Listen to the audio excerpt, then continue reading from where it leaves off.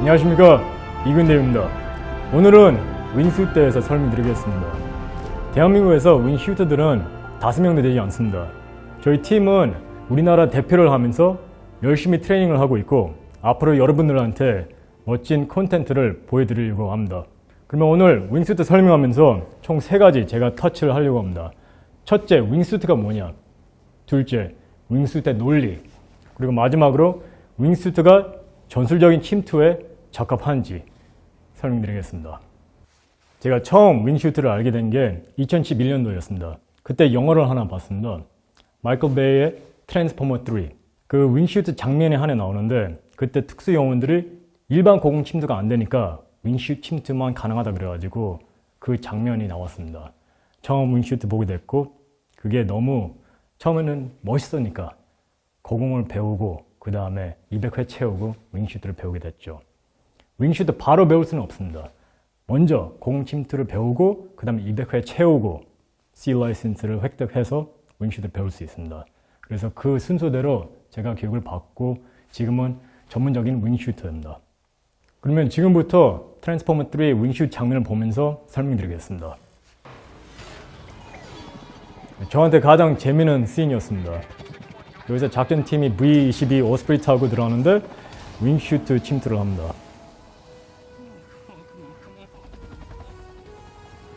원래 조종사가 오케이 해야지 그린라이트를 주면 이탈하는데 보시겠지만 조기 이탈을 하게 됩니다.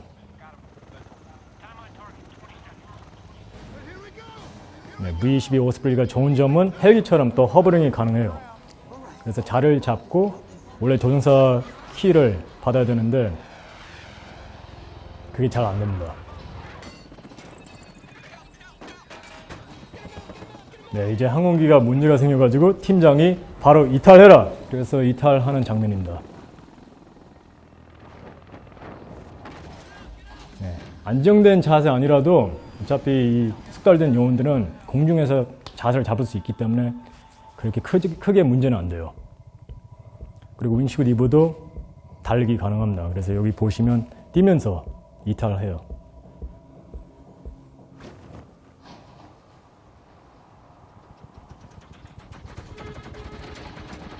보통 맨 앞에 있는 사람이 속도를 줄입니다.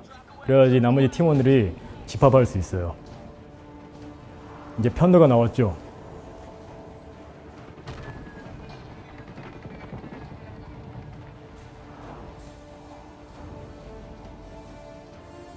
네, 타이트한 편도를 만들어가지고 같이 동조 기동하는 겁니다.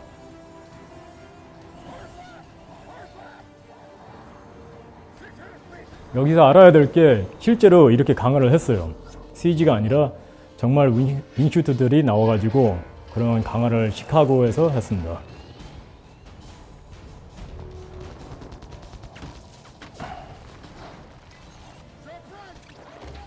실제로 이런 급턴 가능합니다. 같이 동력 이동하면서 급턴하고 건물 사이로 들어갔다가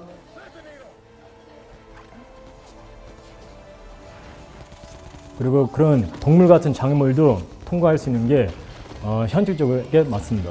가능합니다.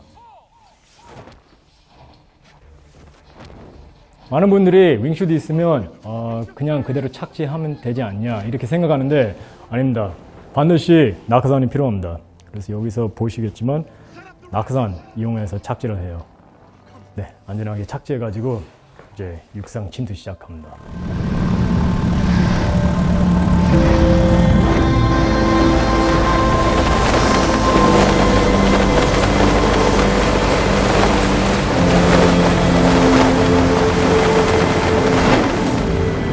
윙슈트 설명하기 전에 먼저 일반 강화 방식을 설명드리겠습니다. 영화에서 많이 보시겠지만 이런 하넷을 착용하고 이탈하는 게 강화입니다. 이걸 컨테이너라고 표현해요. 전체적인 백팩하고 하네스 컨테이너라고 표현합니다. 위에는 주 낙하산이 아니라 예비 낙하산이 있어요. 그리고 밑에가 주 낙하산입니다. 낙하산을 캐노피라고 표현도 합니다. 그래서 캐노피가 총 2개. 베이스 점핑은 한국에서 이탈하는 게 아니라 낭떠러지나 또 안테나, 건물 그런 데서 뛰면 베이스 점핑인데 베이스 점핑은 좀 신기한 게 캐노피가 하나밖에 없습니다. 예비사항이 없습니다. 그러면 윙슈트는 뭐냐? 윙슈트는 말 그대로 수트를 얘기하는 거예요. 만약에 제가 일반 강화를 할 거면 윙슈트 착용하지 않고 이 옷에 그냥 저희 한에서 착용하고 강화하는 게 일반 강화입니다. 군 강화는 총 두 가지가 있어요. 헤일로우가 있고 그 다음에 헤이호. 헤일로우는 High Altitude Low Opening. 그 다음에 두 번째는 헤이호, High Altitude High Opening. 무슨 차이냐? 헤일로우는 진짜 높은 데서 뛰어가지고 낮은 데서 낙산 피는 게 헤일로우입니다. 근데 그게 단점이 상당히 있어요. 캐노피가 펴지면 소리가 나요. 번개 소리 같은 게 납니다. 그래서 은밀하게 침투하기 위해서 오히려 offset 해가지고 헤이호 침투하는 게 더 유리합니다. 정말 높은 데에서 뛰어가지고 산소도 필요하니까 산소 마스크 착용하고 산소병 그리고 높은 데에서 개방을 합니다. 그러면 멀리 글라이딩을 하고 그리고 은밀하게 표적지까지 갈 수가 있습니다. 그러면 언제 윙스를 쓰냐? 그리고 윙수트가 전술에 맞냐? 사실은 아직까지 현재 기술로서는 윙수트 전술 강화에 맞지 않습니다. 트랜스포머즈에서는 정말 잘 표현됐어요. 재밌죠? 엔터테인먼트였습니다. 하지만 지금은 가장 적합한 방법은 헤일로우하고 헤이호입니다. 가장 큰 이유가 뭐냐면 장비 때문에 그렇습니다. 제가 윙슈트 강화할 때는 총기가 없고 배낭이 없고 방탄 플레이 캐리어 헬멧가 없습니다. 그냥 저희 맨몸으로 강화를 하는 거죠. 그러니까 글라이딩 하는 것도 효율적이고 멀리 갈 수 있고 빠르게 갈 수 있고 장비를 착용하는 걸 생각하십시오. 이렇게 무거운 배낭 네? 그리고 저희 주병기, 라이플, 그리고 권총, 탄약, 그리고 플레이 캐리어, 헬멧 그러면 밸런스가 안 돼요. 이런 윙슈트를 착용해가지고 뛴다면 그러면 어느 쪽으로 기울어지겠죠. 그러면 효율적인 윙슈트 플라이트가 되지 않습니다. 그래서 아직까지 윙슈트는 적합하지 않습니다. 그러면 한번 착용하도록 하겠습니다. 이제 윙슈트 착용했습니다. 항공기 타기 전에 저희 장비 체크부터 해야 됩니다. 항상 해야 되는 체크이고 그리고 정밀하게 체크해야 됩니다. 수트가 잘 결합되어 있는지 빵꾸 없는지 실밥 터진 게 없는지 확인해야 되고 그리고 가슴띠, 다리띠가 또 있는데 보이지는 않지만 느낌상으로 체크를 해야 됩니다. 문제 없어요. 드리링 눈사람처럼 생겼어요. 하나, 둘, 셋 체크하고 그 다음에 핸들 하나, 둘, 그 다음에 뒤에 있습니다. 이게 뭐냐? 주산 개방 손잡이는 뒤쪽에 있습니다. 여기 하나 있고 그 다음에 둘, 셋 또 있는데 앞에는 컷어웨이 핸들 자르는 손잡이입니다. 그래서 예를 들어 주산이 문제가 있으면 그 산을 잘라야 되는데 이걸 컷합니다. 그러면 예비산 피워야 되겠죠. 예비산 손잡이입니다. 총 핸들 3개 있어요.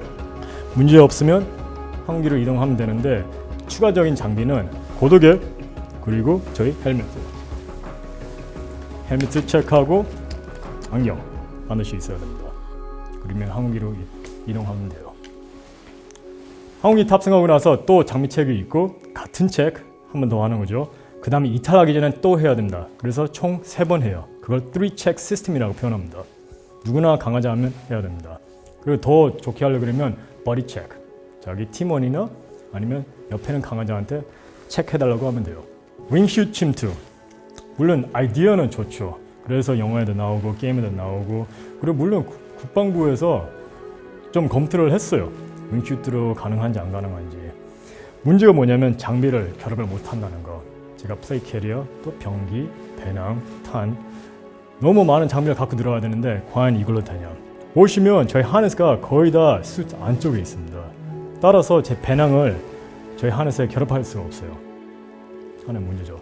할 수 있다고 쳐도 배낭이 있으면 무게 때문에 밸런스가 잘 안 될 수가 있습니다. 그리고 병기가 한쪽에 가도 그러면 반대쪽에 그 밸런스 맞춰야 되는데 완벽한 게 없죠. 수트를 입으면 정말 예민합니다. 살짝이라도 밸런스가 안 맞으면 그냥 많은 문제들이 생깁니다. 그래서 아직까지 검토는 중이지만 기술이 좋아지는 것을 기다려야 될 것 같습니다.